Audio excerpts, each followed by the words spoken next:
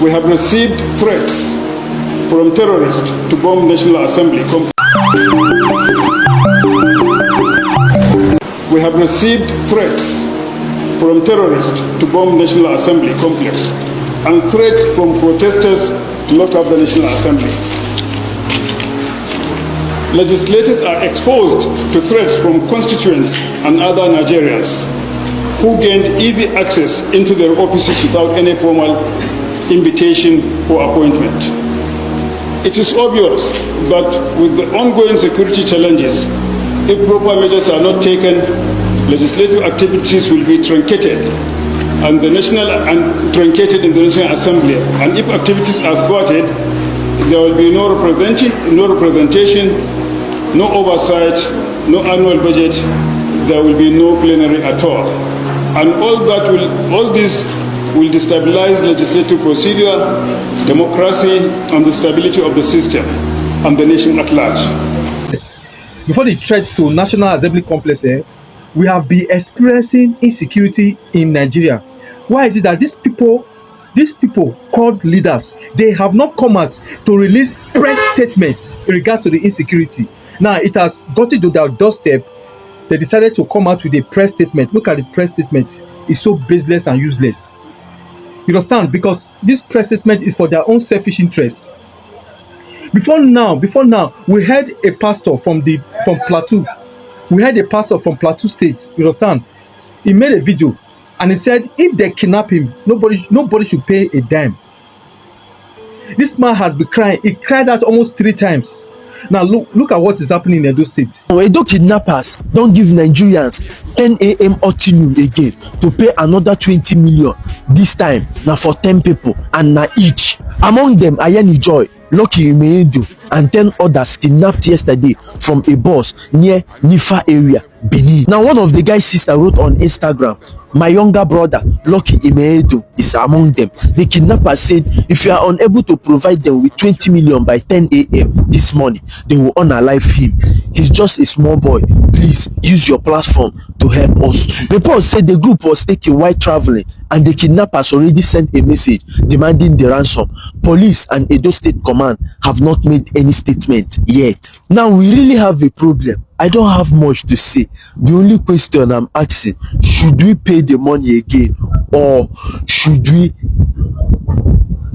know how to solve this problem? In the controversy surrounding the Christian genocide claims of an evangelist, Ezekiel Dachomo, original leader of the Church of Christ in Nations in Jos, who raised alarm that he received kidnapping and death threats after posting a video of the mass burial of Christian victims from a recent attack in the Hepang community near Jos. Dachomo, who made the original video as proof of what he claims is a Christian genocide and to show how Christians were being terrorized and persecuted, has responded defiantly in a new video.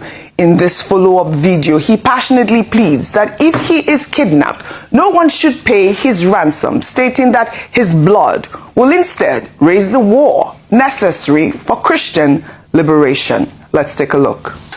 We are showing them love, but they didn't see.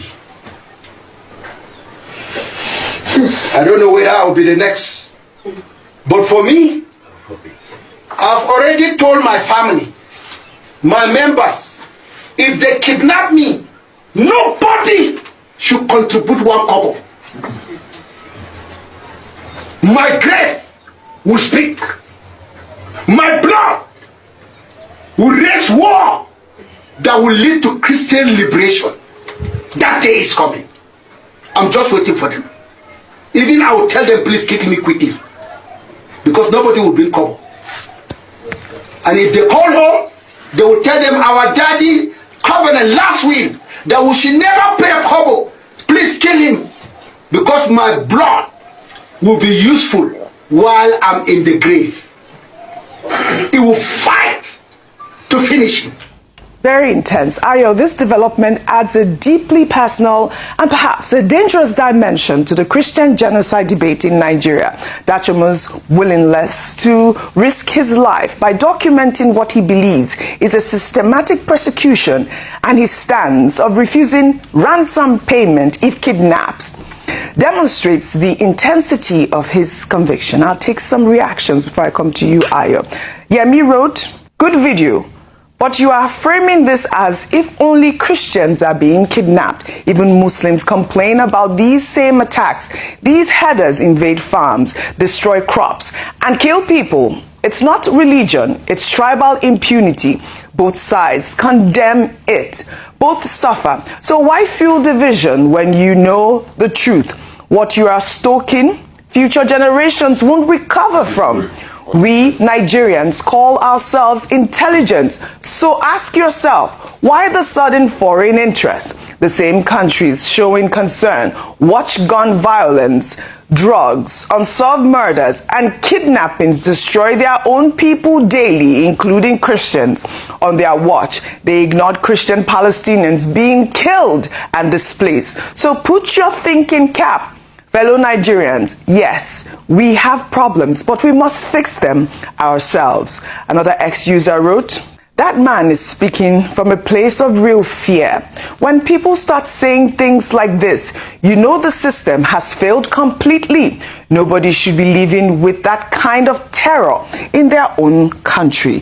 Ayo, over to you. Thank you so much. That man, I don't even beyond fear, was frustration.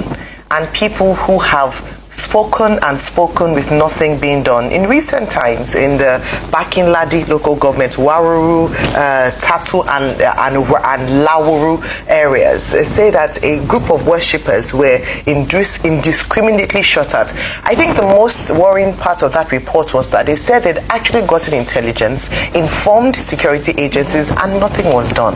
When the system or when your country fails you consistently, then unfortunately people now resort to either self-help or calling outsiders to come and save them. And this is what the Nigerian state doesn't like. This interference, seeming interference by, America, Senator Ted Cruz raising it up and now being potentially listed as a country of particular concern.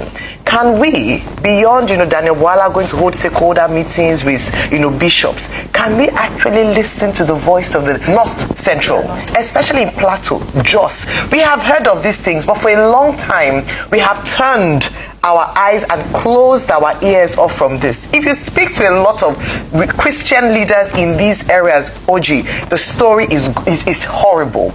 A number of Christians are being killed. We can no longer continue to bury our heads in sand, ostrich-wise, and pretend that, it is not happening. They are coming out to speak. They are releasing videos. It's a shame that the international community had to speak up for us to begin to run helter-skelter to find a solution to this problem. I hope that Bishop Reverend Dachomo will not have to be kidnapped or killed for his blood to speak out. Too much blood has been spilled already in these areas. Yes. Can we rise up? The service chiefs had a closed-door meeting with the president yesterday, and his charge to them was that they should immediately address security concerns. I hope that top on that agenda is this concern for Christians in Nigeria who are finally speaking up to say that this is happening in their community. Let us not play ostrich. Listen to them and take action.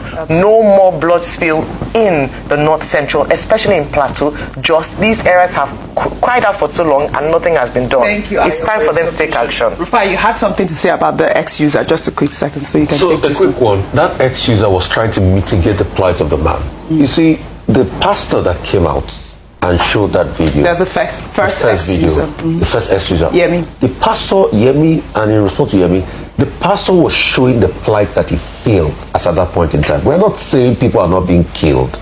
Muslims are being killed. Christians are being killed. Should they even be killed in the first place? But the question I'd like to ask Yemi is, the people in those graves the pastors were showing, who were they? They were Christians. Definitely Laba. Well, all right. We'll continue to follow up on this story. We'll take another